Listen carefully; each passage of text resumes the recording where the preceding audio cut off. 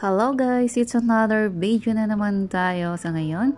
At ito yung pinasyalan namin na isang maliit na chapel dito sa tuktok ng bundok. Not sure kung anong pangalan talaga ng place na to, pero malapit lang dito sa may windmill.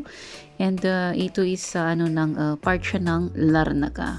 So, ayan, kung titignan nyo dito sa labas ng chapel na to is gawa ho siya sa bato. And so unique yung paggagawa nila. So amazing. Diba? Nakaka-amaze yung paggagawa nila talaga.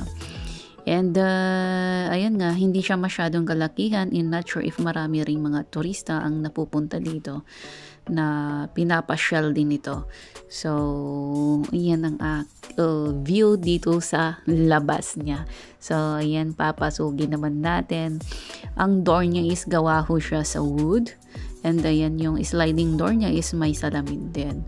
So, ayan guys. Next, medyo masilaw yung icons. Para siyang gold talaga, no? Ang ganda naman kasi. And guys, kung makikita nyo, hindi masyadong maayos.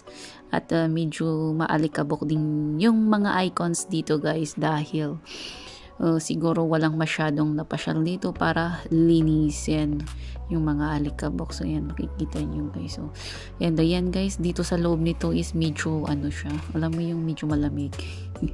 Malamig. Tas sobrang tahimik dito, wala kang masyadong dahil nasa tuktok nga ng bundok, diba?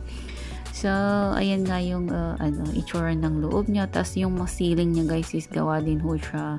Dito sa may ceiling niya is gawa yan sa bato. Dito sa may wall niya din yun is siya, sa cement. So, ayan ang kabuuan ng maliit na chapel na to guys. I hope you like it.